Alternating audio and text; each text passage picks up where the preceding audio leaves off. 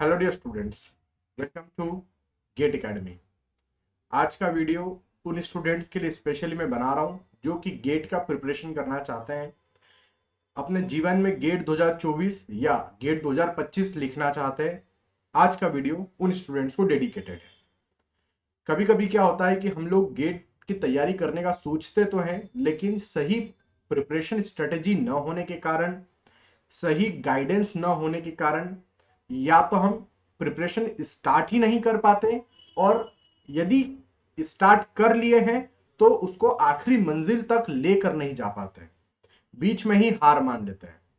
तो आज हम उन सभी मुद्दों पर बात करेंगे कि हम लोग किस वे में प्रिपरेशन करें, किस तौर तरीके से प्रिपरेशन करें, ताकि यदि हम लोग गेट लिखना चाहें, चाहे 2024 लिखना चाहते हैं, चाहे गेट 2025 लिखना चाहते हैं, तो इतने अच्छे तरीके से लिखें कि ना तो हमारे ऊपर ज्यादा बर्डन आए, ना हमें फियर हो किसी चीज का, ना टेंशन आए। जो भी हम लिखें बहुत अच्छे से लिखें, और आखिरी में हमारा जो रिजल्ट आए एग्जाम का वो काफी हमारे बेनिफिशियल हो, काफी हमारे हम जो चाहते हैं वो रिजल्ट हमें मिले, हमें सक्सेस मिले।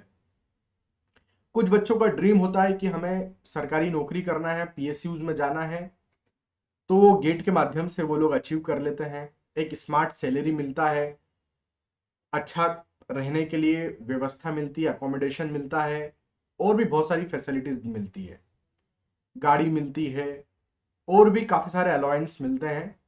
वो सब पीएसयू में जाने के फायदे लोग गेट से निकाल लेते हैं। पावर मिलता है, आपके अंडर में काफी सारे लोग आते हैं काम करने, आपका एक अच्छा रिस्पेक्ट होता है। तो ये सब चीजें आप बच्चे लोग अचीव कर लेते हैं गेट के माध्यम से। इसके अलावा यदि मैं बात करूं तो आपके पास में हायर स्टडी करने का भी एक ऑप्शन होता है कि बच्चों को एमटेक करना होता है, पीएचडी करना होता है। कुछ बच्चे होते हैं जो अपने नाम के आगे डॉक्टर लिखना चाहते हैं कि डॉक्टर एक्स वाई जेड जो भी, तो आपको पीएचडी करके लिखना होता है। तो वो भी गेट के माध्यम से ही आप वहां तक पहुंच सकते हैं। गेट के माध्यम से आप एमटेक करिए, गेट के माध्यम से आप पीएचडी करिए। यदि आप आईआईटी एनआईटी के हैं तो आपके लिए डायरेक्ट पीएचडी का भी ऑप्शन है कि आप डायरेक्टली पीएचडी कर सकते हैं, एमटेक की नीड नहीं पड़ेगी। एक फैसिलिटी और होती है कि ड्यूअल प्रोग्राम होता है 5 साल का, 6 साल का, कि आप 5 साल में अपना एमटेक प्लस पीएचडी दोनों एक साथ कंप्लीट कर लीजिए। तो ये सब चीजें आपको देखने को मिलती है गेट के एग्जाम को क्लियर करने के बाद। एक बार इस फील्ड में घुसोगे तो और डिटेल में जाते चले जाओगे, आपको नॉलेज गेन होता चला जाएगा कि अच्छा, मैं गेट के स्कोर कार्ड को यहां भी लगा सकता हूं, वहां भी लगा सकता हूं, ये भी कर सकता हूं, वो भी कर सकता हूं, बहुत सारे बेनिफिट्स। कभी कभी तो ऐसा भी होने लगा है अभी रिसेंटली, पिछले 1 साल से 1.5 साल से, कि कुछ स्टेट्स, कुछ राज्य अपने राज्य में होने वाले असिस्टेंट इंजीनियर, जूनियर इंजीनियर का रिक्रूटमेंट गेट के माध्यम से कर रहे हैं। जूनियर इंजीनियर तो नहीं बोलूंगा, असिस्टेंट इंजीनियर का जो रिक्रूटमेंट है वो गेट के माध्यम से कर रहे हैं। कि आपने आपका गेट एग्जाम लिखा, आपके पास स्कोर कार्ड है, आप अप्लाई करो इस पोस्ट के लिए। जो टॉप रैंकर्स होंगे, मतलब जिनका भाई 100 बच्चों ने अप्लाई किया, तो टॉप के जो लोग होंगे उनको ले लिया जाएगा, इंटरव्यू के लिए बुलाया जाएगा। इंटरव्यू में जो अच्छा परफॉर्म करेगा उसको रख लेंगे असिस्टेंट इंजीनियर। कुछ स्टेट सेपरेट एग्जाम भी करवाते हैं एजेई का, कुछ स्टेट गेट के माध्यम से ही लेने लगे हैं आजकल। तो गेट एक ऐसा चीज है जिसको आपको जरूर लिखना चाहिए, और अभी की स्थिति ऐसी है कि हमें जानबूझकर लिखना चाहिए गेट। हमारा मूड नहीं है तो भी लिखना चाहिए। Why? Because there is a high possibility of getting the success in these coming 2 years, 2024, 2025, 2026। इन 3 सालों में एकदम हाई चांसेस होंगे कि आपको सक्सेस मिल जाए, जो आप चाहते हैं वो आपको मिल जाए गेट से। आप फॉरेन भी पढ़ना चाहते हैं, फॉरेन जाकर पढ़ना चाहते हैं, वो भी संभव है गेट के माध्यम से। आप आईआईएम में जाना चाहते हैं, सर हमको एमटेक नहीं करना, हमें तो बिजनेस स्कूल में जाना है, आईआईएम में जाना है, तो आईआईएम में भी गेट के थ्रू आप जा सकते हैं। सर हमें तो पढ़ाने जाना है तो उसके लिए तो एमटेक चाहिए। सर हमें एमटेक नहीं करना चाहते हैं, फिर भी हम पढ़ाना चाहते हैं, तो उसकी फैसिलिटी भी उपलब्ध है हमारे पास में। जितने डिप्लोमा इंजीनियरिंग कॉलेजेस है, पॉलिटेक्निक, डिप्लोमा वाले बच्चों को पढ़ाने के लिए लेक्चरर पोस्ट का रिक्रूटमेंट होता है गेट के स्कोर कार्ड के आधार पर। यदि आपके पास में फ्रेश गेट का स्कोर कार्ड है, उसके आधार पर भी हम आपको रिक्रूट कर लेंगे। ऐसे बहुत सारे स्टेट है, जैसे मध्य प्रदेश हो गया, उत्तर प्रदेश हो गया, ये लोग, और भी बहुत सारे स्टेट है, आप सर्च करेंगे तो आपको लिस्ट मिल जाएगी। जो कि अपने कॉलेज के जो पॉलिटेक्निक कॉलेज है, गवर्नमेंट पॉलिटेक्निक कॉलेज, प्राइवेट की बात नहीं कर रहा हूँ, गवर्नमेंट, आपकी सरकारी नौकरी वहां पर लग जाएगी पढ़ाने की, 40,000 के आसपास सैलरी मिलती है। तो ये सुविधा है हमारे पास में गेट का एग्जाम क्लियर करने से। अब कभी कभी क्या होता है, मोटिवेशन ना आना, पढ़ाई पर ध्यान न देना, ये सब चीजें तब होती है जब बच्चा अकेला संघर्ष कर रहा होता है, सेल्फ स्टडी कर रहा होता है। सेल्फ स्टडी करने से एक प्रॉपर गाइडेंस नहीं मिल पाता कि कौन सी बुक्स फॉलो करें, एक चैनल नहीं मिल पाती कि जो हमको कंटिन्यूटी मेंटेन करने में हेल्प करे कि भैया आज 2 घंटे पढ़ा है तो कल भी 2 घंटे कम से कम पढ़ना ही पढ़ना है। आज मैं 8 से 10 में पढ़ा हूं तो कल भी 8 से 10 में पढ़ूंगा, परसों भी 8 से 10 में पढ़ूंगा, उसके आने वाले दिन में भी 8 से 10 में पढ़ूंगा। ये कंटिन्यूटी मेंटेन करने के लिए लोग कोचिंग ज्वाइन करते हैं। इसका मतलब ये नहीं है कि जो बच्चे सेल्फ स्टडी कर रहे होते हैं उनसे कुछ नहीं होता है, भाई वो कभी कभी टॉप कर जाते हैं, ये भी सच्चाई है। लेकिन ज्यादातर लोग आप देखेंगे तो कोचिंग करने का एक अपना बेनिफिट होता है, इसको एक्सेप्ट करेंगे। कोचिंग किए, कोचिंग में एक माहौल मिलता है, एक स्टडी का एनवायरनमेंट मिलता है, कंपटीशन देखने को मिलता है, कम समय में हम अपना सिलेबस कंप्लीट करना सीख जाते हैं, कहां से कितना और क्या पढ़ना है वो जानकारी हमको मिल जाती है, किस टाइप के क्वेश्चंस आजकल रिसेंटली पूछे जा रहे हैं, क्या एग्जाम का पैटर्न रहेगा, क्या क्या चेंजेस हो सकते हैं, क्या संभावना है, वो सब कुछ हमको समझ में आने लगता है। मतलब आप नदी में पूरी तरीके से कूद चुके होते हैं, आप तैरना सीख जाते हैं। एक सेल्फ स्टडी करने वाला बच्चा क्या होता है, वो घाट के किनारे पर ही बैठा रहता है और सोचता रहता है कि मैं तैरूं तैरूं तैरूं। नदी के जो घाट होता है वो तट पर ही बैठा रहता है एक सेल्फ स्टडी करने वाला बच्चा, और वो सोचता रहता है कि मैं करूंगा करूंगा कूदूंगा तैरूंगा, लेकिन वो अंततः नहीं कर पाता है। ऐसा मैं मेजोरिटी में बोल रहा हूं, लेकिन कुछ परसेंट होते हैं जो सेल्फ स्टडी करने वाले भी टॉप कर जाते हैं, लेकिन मेजोरिटी नहीं कर पाते हैं बच्चे।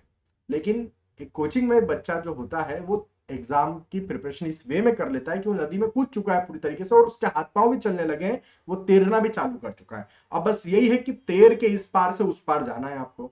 जिसमें से सब कोचिंग करने वाले बच्चे पहुंच जाए ये भी संभव नहीं है। ऐसा बिल्कुल भी नहीं है कि जैसे 100 बच्चे कोचिंग ज्वाइन किए तो उनका सिलेक्शन पूरे 100 के 100 का हो गया, ऐसा बिल्कुल भी नहीं है। 100 में से 10 लोगों का ही होता है, 25 लोगों का ही होता है, 20 लोगों का ही होता है, बस उससे ज्यादा का नहीं होता। ये सच्चाई है दुनिया की। लेकिन ये जो 25 लोग होते हैं ना, ये फुल्ली मोटिवेटेड होते हैं, फुल्ली डेडिकेटेड होते हैं, मेहनत करते हैं, आखिरी दम तक लड़ते हैं और इस पार से उस पार अपनी मंजिल पर पहुंच जाते हैं। इनको पता होता है कि एग्जैक्टली हमें किस प्रकार से मेहनत करना और कितना कंसिस्टेंट रहना है, तो ही आप कर पाते हैं। अब जैसे कि मैं कुछ आपको टिप्स दूं, जैसे कि ये लोग बड़े स्मार्ट होते हैं जो मंजिल तक पहुंच जाते हैं। कैसे स्मार्ट होते हैं, जैसे कि एक सब्जेक्ट है, मान लो steel structure, design of steel आप पढ़ते होंगे सिविल इंजीनियरिंग में। उसका जो वेटेज है वो 2 से 3 नंबर का है, मात्र एग्जाम में वो 2 से 3 नंबर का आता है, लेकिन उसको पढ़ने में आपको लगेंगे करीब 100 आवर्स, 70 से 100 घंटे के आसपास का समय उसको लग जाता है कंप्लीट करने में। वहीं पर एक कोई दूसरा सब्जेक्ट पकड़ लेते हैं, फॉर एग्जाम्पल मैंने पकड़ लिया सर्वेइंग, जो कि 50 से 60 घंटे में कंप्लीट हो जाता है और आपको 5 नंबर या 4 नंबर देकर जाता है। तो मेरे लिए सर्विंग पढ़ना ज्यादा इंपॉर्टेंट हो गया अब स्टील की तुलना में, और इजी भी है सर्विंग। अब वहीं पर सर्विंग से भी ज्यादा इंपॉर्टेंट सब्जेक्ट आ जाता है, यदि मैं 150 घंटा पढ़ लूं, लगभग 150 घंटा यदि मैं पढ़ लूं, तो मेरे पास में 15 नंबर आ जाते हैं। समझ में आ रहा है? यदि मैं 100 घंटा और पढ़ लूं तो मेरे पास में ट्रांसपोर्टेशन में 12 नंबर आ जाते हैं। कहने का मतलब है कि ये लोग अपनी सब्जेक्ट की प्रायोरिटी डिसाइड कर लेते हैं कि कौन सा सब्जेक्ट ज्यादा वेटेज का है और उसको कंप्लीट करने में कम समय लग रहा है। वो प्रायोरिटी जब आप डिसाइड करना सीख जाते हैं तो आप बहुत जल्दी जल्दी अपने मार्क्स को कवर करना सीख जाते हैं कि मैं बहुत नजदीक हूं 100 मार्क्स के। कौन बोलता है कि आपको पूरे 100 में से 100 मार्क्स लाता है? कौन बोलता है कि आपको पूरे 100 में से 100 मार्क्स की तैयारी करना है? कोई भी नहीं करता है। थोड़ी ना भाई आपको रैंक 1 लाना है क्या? रैंक 1 लाना है तो बात अलग है, भाई हमको तो रैंक 50 लाना है। अब रैंक 50 लाने की ट्रिक बताता हूं ना मैं। भाई आप 80 से 85 नंबर की तैयारी करो, 85 नंबर की आप तैयारी करो, 85 की, 90 मार्क्स की, 10 नंबर भले छोड़ दो, कोई दिक्कत नहीं है, आपका हो जाएगा काम। और अभी तो मैं ये स्थिति बता रहा हूं कि यदि आप लोग जस्ट कट ऑफ भी क्लियर कर लो ना, आपकी रैंक भी 10,000 के आसपास आ रही हो। आज से 3-4 साल पहले 10,000, 12,000, 15,000 रैंक वाले को कोई पूछता भी नहीं था, और अभी स्थिति यह है कि उनको भी एनआईटी मिल जा रहा है आराम से। 15,000 रैंक के बच्चों को भी एनआईटी मिल जा रहा है एमटेक करने के लिए आराम से। तो जब ये स्थिति हमारे पास में आ गई है, क्योंकि कंपटीशन कम हो चुका है ना, तो अपने पास में पूरा बेनिफिट उठाना चाहिए इस चीज का, ऐसा मैं सोचता हूं। इस चीज का पूरा पूरा बेनिफिट आपको मिलना चाहिए। तो एक अच्छा सा कोर्स ज्वाइन करो, ये मेरी सलाह है। अभी तो मार्केट में इतना कम प्राइसिंग पे कोर्सेस मिल रहे हैं। हम लोग भी गेट एकेडमी भी प्रोवाइड कर रहा है एकदम कम प्राइस पर कोर्स। जो कोर्स पहले 40,000, 50,000 के होते थे, वो अभी 3,000, 4,000 में मिल रहे हैं। तो जब इतना सस्ते में मिल रहे हैं तो तैयारी करने में क्या दिक्कत है। तो अभी मैं आपको एक कोर्स की जानकारी भी दूंगा, आप उस कोर्स लेना चाहो तो ले लेना। उसमें आपको पूरा सिलेबस मिल जाएगा, बढ़िया से आप पढ़िए, कोई दिक्कत वाली बात नहीं आएगी। एक बात। दूसरी बात मैं बोल रहा था कि जैसे कि अपने को गेट पढ़ना है, तो गेट का सिर्फ कंटेंट इंपॉर्टेंट नहीं है, गेट कंटेंट के साथ में आपकी एक जर्नी किस पैटर्न में होना चाहिए वो ज्यादा इंपॉर्टेंट है।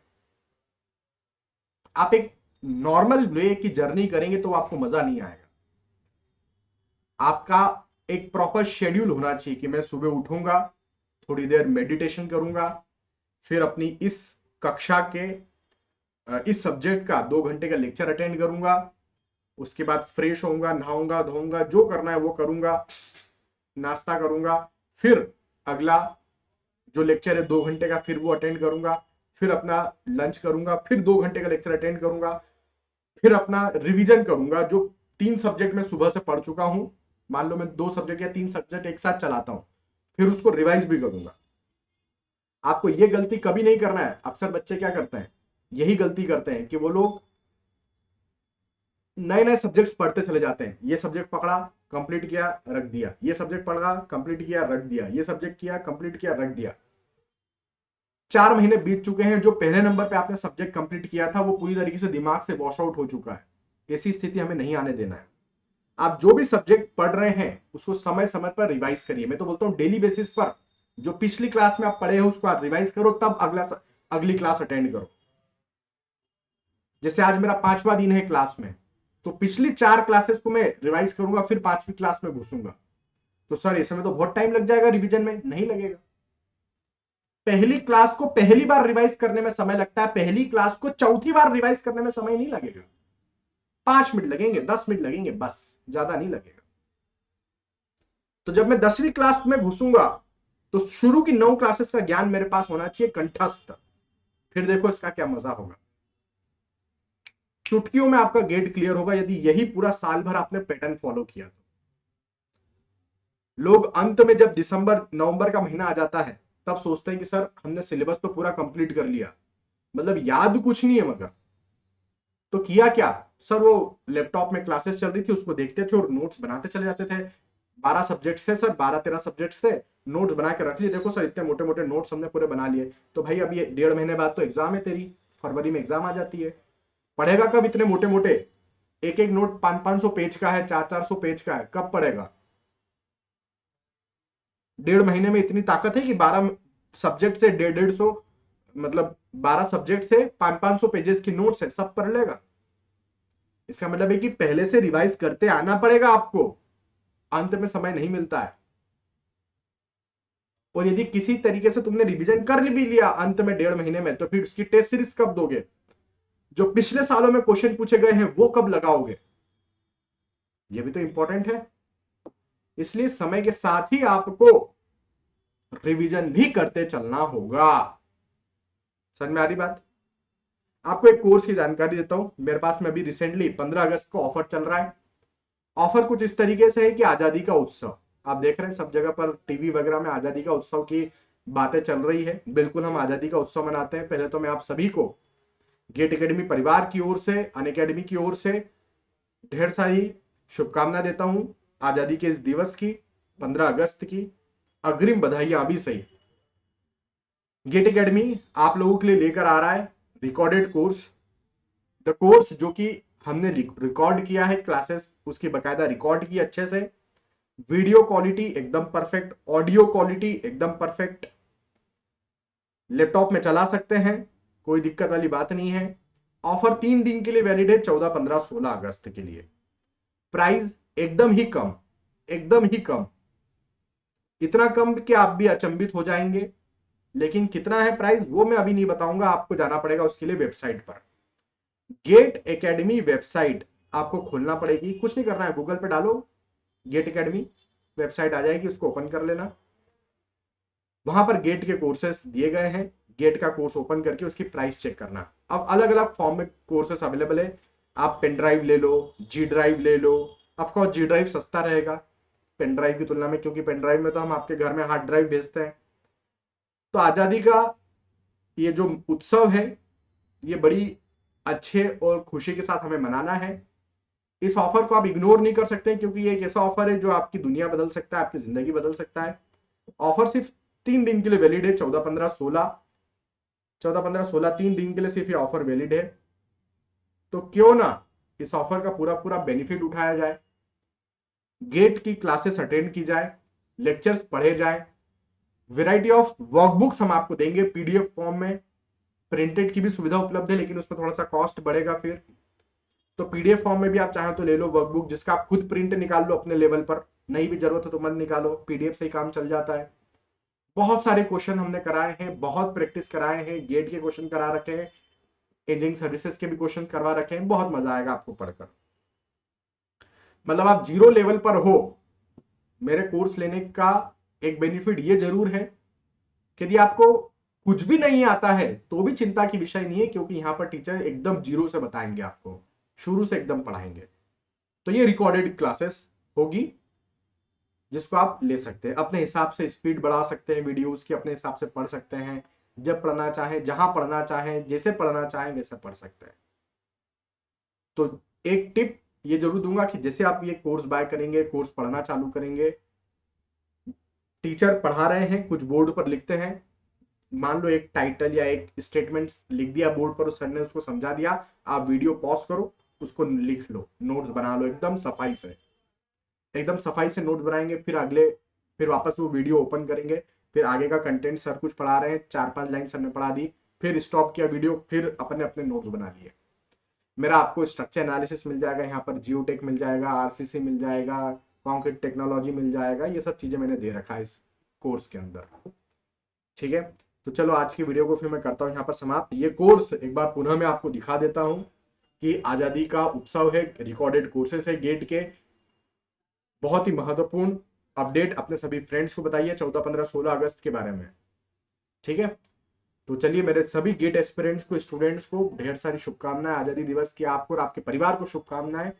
और ईश्वर से हम ये कामना करते हैं कि आप और हम इस देश को और आगे बढ़ाएं और बहुत मेहनत करें, ताकि हम अपने देश का नाम रोशन कर सकें, अपने माता पिता का नाम रोशन कर सकें।